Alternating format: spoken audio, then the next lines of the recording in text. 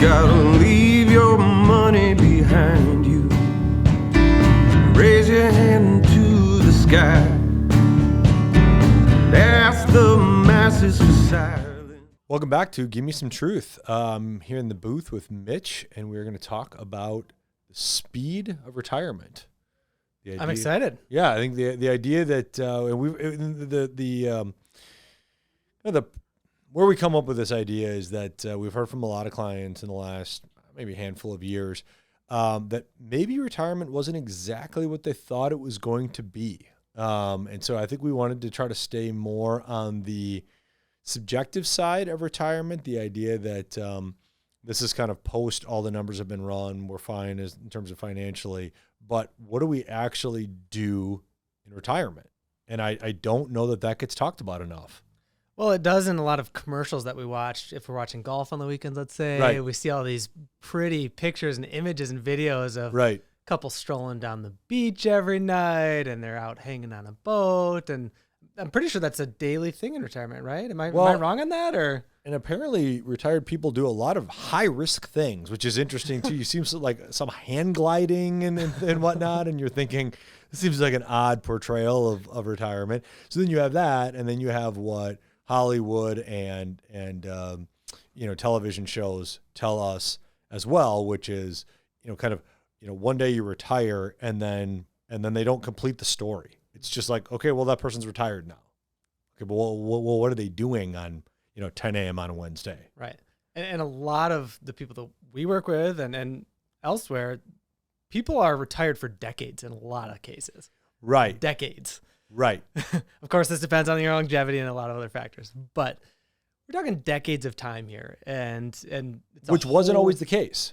Correct. I mean, right, especially even when Social Security was designed. Right. I mean, when Social Security was designed in the 30s, I guess. It was part of FDR's New Deal. Okay, yeah. So when it was designed, right, the longevity tables were very different. Actuarially, it was very different. I think it was income designed. And savings were very different. I think it was designed to pay for like 3 years. Yeah. Was you turned it on at 62 and life expectancy was like 65 or 66 or something, right, something along those lines. The entire intent was for you not to slip into poverty. Right. Yeah. I mean, it was part of legislation that was designed to try to help get us out of the Great Depression. And so the idea was like, hey, let's provide this lifeline to people when they no longer have income coming in. But it was never designed to pay for 40 years. Right. 35 years. Right. And now we're in this environment where longevity, for the most part, has increased, right? People are living longer, the advance of medicine and things like that. And people's portfolios need to last longer. Right. And, some of these kind of dreamy, endless beach vacation. Yep. Sure. Maybe for the ultra high net worth, maybe they are doing those types of things, right? But for kind of a typical retirement, that's not always the case. And we hear so many things from many different clients, on how they're spending their time. And then furthermore, for the pre-retirees that we're working with, and our job is to financially prepare them for that time. But then there's this non-financial piece of, hey, you still, and we can't necessarily help directly with this, but we should encourage them that there's a non-financial piece that you need to prepare for. Yes. Whether it's just having some sort of schedule or idea of what you're going to do spending your time in retirement, because there's an initial period that might be wonderful. Maybe you do take a huge vacation, celebrating, right? Do something with your family. Awesome. Those are all good things. Eventually that dies down. And for different people, it could be several months. Yep. It could be a year. Right. By the time they realize, okay, we're in this new phase and I all of a sudden have nothing to do with my time. Yeah, exactly. I want to go back to one of the points that you made earlier. The idea that you could literally be retired for longer than you were working. Right. So if we do the math on this, right, and let's say that you get your first kind of career job when you're 22 and you retire at 60. Well, you were working for 38 years. 60 to 100 is 40 years. So you could be retired in your life for longer than you were actually working. And the idea that you spend so much time pre-retiree phase, we'll call that 50 to 65-ish, right, whenever you choose to retire. Spend so much time and energy thinking about math, the numbers, the income. Do I have enough saved? What's the market doing? All of these things. And I don't think nearly enough time gets spent on what am I actually going to do in retirement, right? As you and I talked before this podcast, the first, whatever you want to call it, month, 3 months, a year is almost like an extended vacation. That's at least what we hear from clients when they talk to us about this, right? I mean, that's what we hear is that, oh, it just felt like a long vacation, right? Right.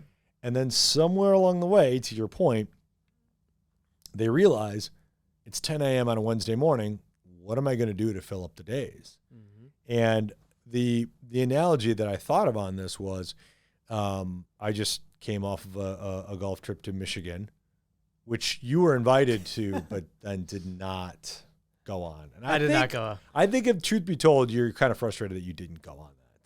You know, it made me feel FOMO. Is there FOMO? Is there fear of missing out that you didn't? No, not as much as I thought. Oh, interesting. And so strangely enough, to the detriment of your last round of golf, that made me feel better that your last round of golf got rained out. Oh, there you go. And I'm sorry to throw that out there. I can appreciate that be the case. Absolutely.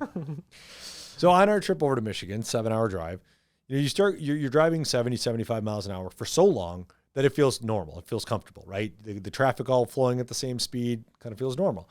And then you pull into a town or getting close to your destination, you go down to 45 or even 35. It feels like you're just crawling along, right? Because you're so used to going at that speed. And I think honestly, that is the most kind of paralleled analogy that I can come up with from what we hear from clients is that you run at a certain speed during your work life that for most people, not everybody, but for most people, their retired years do not run at that same speed. And I don't know that people understand that they kind of need to downshift their mind and their thinking, because if you don't do that and your mind still thinks we need to be going at our quote work speed, you're going to be in for a little bit of a jarring realization when you get into retirement. Totally. And the way you think about things, and I'll use money as an example.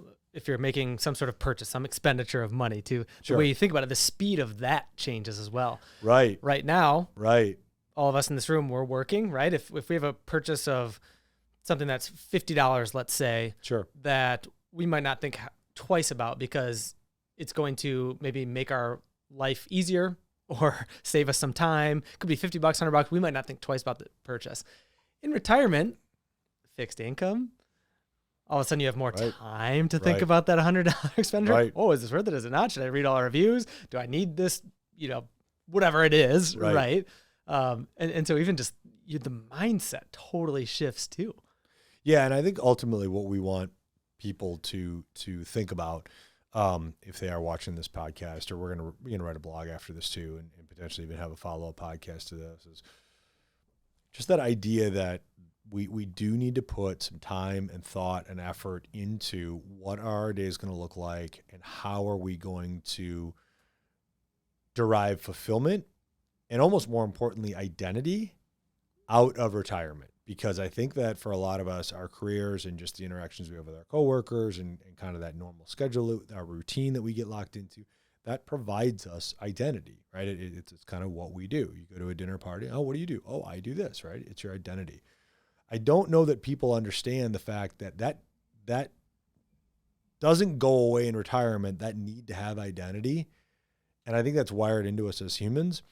So if we don't think about that, I think it could be a very jarring transition into retirement and potentially even make retirement very much not what people think or want it to be. Mm-hmm. And there can almost be some resentment that gets created from it. Of like I said, spent my whole life saving and waiting for this time, and then I got here, and boy, was this oversold to me. Right. And I think that people don't quite understand that can, not only can that happen, I think that happens a lot more than people want to admit. Oh, totally. Yeah, your identity, like you said, a lot of times is linked to your career. So, for example, when people ask what I do, at a cocktail party or wherever it is, right? It's like, okay, well, you tell them what you do. Sometimes you just say your title, right? Okay, usually there's a little something deeper than that. So then if I think a little deeper than that, okay, yeah, I'm a financial advisor, but then two, what is my purpose within that realm? And it's, well, I help people make incredibly important financial decisions and try to give them, the peace of mind and the confidence in what they're trying to accomplish and all those things, right? All those things we talk about. And there's real purpose in my life to that. Right. And you earn partnership. Right. There's accomplishments along the way that you kind of got to these next peaks, if you will. Right. And I'm in my 30s, so I'm not thinking about necessarily what I'm going to do in my retirement yet. I think about it. I save for it. I invest for it. I'm making decisions with that in mind at some point in time. But for me, it's a ways off, right? But if all of a sudden I don't have a plan going into that, and then I wake up and I'm at a cocktail party a few months into retirement, and it's, what do you do? It's like, well, I sleep in. I work out a little bit. Maybe have a afternoon cocktail. Right. To me, it's like, I don't know what kind of purpose there is in that. Right. And so having a plan in advance instead of just waking up and finding yourself in that situation is important. And so it might be something like a hobby. Sure. It might be volunteering. Like you have a lot of time. Right. People fill up their time in retirement too. Don't get me wrong, but you have a lot of time to all of a sudden craft, like, how are you going to be purposeful and useful in this world that you're in, right? Yeah, because what's interesting about it is you don't have employment income, right? So that goes away, but you have time. So it's this interesting, kind of barter that happens where, I'm giving up my retirement income, or excuse me, my employment income, and what I'm getting for that is freedom and time and autonomy and the ability to kind of dictate my schedule. But for a lot of people that don't kind of think about what that means, I don't know that they grasp what they're swapping their employment income for. Mm-hmm. And now what do I do with this time? I got this commodity back, right? Instead of money getting paid for my time, I'm just getting my time. So I get this commodity. But if it's not a commodity that I really wanted or thought about how I was going to use, not only can it not be a valuable commodity, it could potentially be something that creates almost a level of frustration of what do I do with my time now? Yeah. And what are some of the things that you're hearing from clients, that they're spending their time in? Well, I think that for the people that, and this is weird to say, but the people that I think that really kind of thrive in the retired mindset or in the retired lifestyle is people that have many different interests, hobbies, or the desire to learn more about different interests, different hobbies, different things that they never thought they might try, right? Take an example that, and you and I joke about this, but pickleball, paddleball, I don't even know what these are, right? Apparently there's a difference. Apparently they're like, people are losing their minds over this, which is great. And I think that that's one of those things that a lot of people that maybe are retired wouldn't have thought of themselves as, I'm going to do some sort of racket sport, right? And now all of a sudden they go, I love this thing. This is great. I can do this now. And so that openness to saying, I'm going to try something new. I'm going to go somewhere I've never been before. I'm going to kind of explore a little bit. I think if you don't have that mindset, you then better be very understanding the fact that your current hobbies need to occupy a lot of your time then during the day. For sure. And even just conversations with neighbors that I have, for example, and we saw this during COVID where people picked up new hobbies like baking. You couldn't find yeast, right? Anywhere. Flour, right? Yeah, right. And right. Just interesting things like that. But there's different phases in life. Sometimes they're natural phases where kids are out of the house, right? So as you're nearing retirement, if you have kids in this example, right, you may look back to other phases in your life that you've actually experienced. Oh, hey, something changed, right? And therefore, here's how I'm going to have more time, and here's how I'm going to spend it. So, in this example, kids are out of the house now. Right. My neighbor is one of those that I'm thinking of, and he decided to start doing some woodworking in the form of making boats. Essentially, he makes like small canoes and kayaks and stuff. That sounds awesome. In his garage. That sounds fantastic. It's pretty cool, right? Yeah. And they're beautiful, by the way. Oh man, they're very cool. I should ask him this, but I don't know if they float. I'm pretty sure they float. He's come back from every trip he's gone out in the water on. If he made boats, but they look beautiful when I'm staring at it in his garage, for whatever that's worth. A boat that doesn't float, that would be fantastic. It's a beautiful boat, though. Right, exactly. But hopefully you look floats. at it and be like, this is amazing, but it's it like doesn't polished. It's like that old school. It's just wooden and polished and for sure and wonderful. Sure. But anyways, he took the opportunity, right? Kind of a transition, next chapter of life. Kids are out of the house. Okay, well, there's less cars in the garage and driveway, and I got time. I'm going to make boats, right? Right. Now, for something like that, I could see him totally capitalizing on the opportunity of retiring. He's not retired, but I could see him capitalizing on that opportunity of, hey, now what's next after that? I have even more time. Right. And here's the hobbies that I've done in the past. How can I take that and maybe enhance it or even try something new? Right. In the first case, he was trying something new. He's never built boats before. And I think the key there, what you're saying is that he when he gets to retirement, right, he's going to have a plan. He's going to have thought about, and I think that the key to successful retirement mindset and thriving in that lifestyle is having a time plan, right? Mm-hmm. We'll help you with the financial plan. We'll do the math. We'll figure that piece out. What we can't help you with is what is your time plan.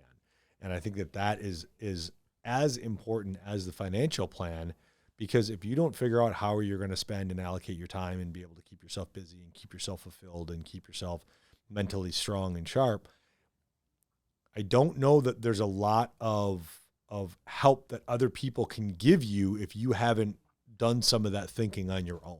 Right. You know? Right. And I think I think that can be scary for people, honestly, mm-hmm. because I think that it's hard sometimes when you're all of a sudden given that much freedom, because that's why we all love vacation so much, right? Because, you know, our normal day-to-day, our normal 8 to 5, it's kind of spoken for by way. There's you're expected to be at your job at a certain time. You're supposed to just expected to stay there a certain amount of time, right? Even if you have flexibility within your job, there's still those expectations.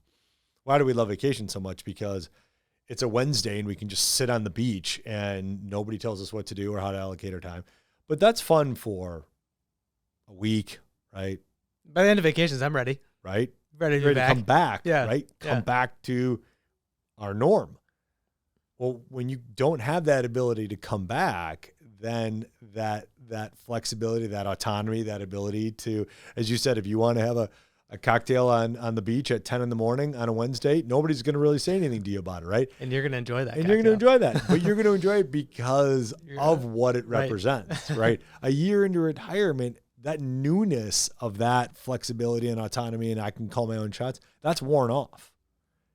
So now what are you going to do? And I think that is something that people don't spend nearly enough time thinking about and putting some actual time and effort into. Yep. I think they just retire and think they'll figure it out, which I don't know that works out for a lot of people. You know, I took the we'll show up and figure it out approach to my first semester in college. How'd that work out? It was the worst semester of my academic career. I'll put it that way. Well, I mean, I wasn't on probation or anything like that, but I wanted to go to football games and have fun on the weekends.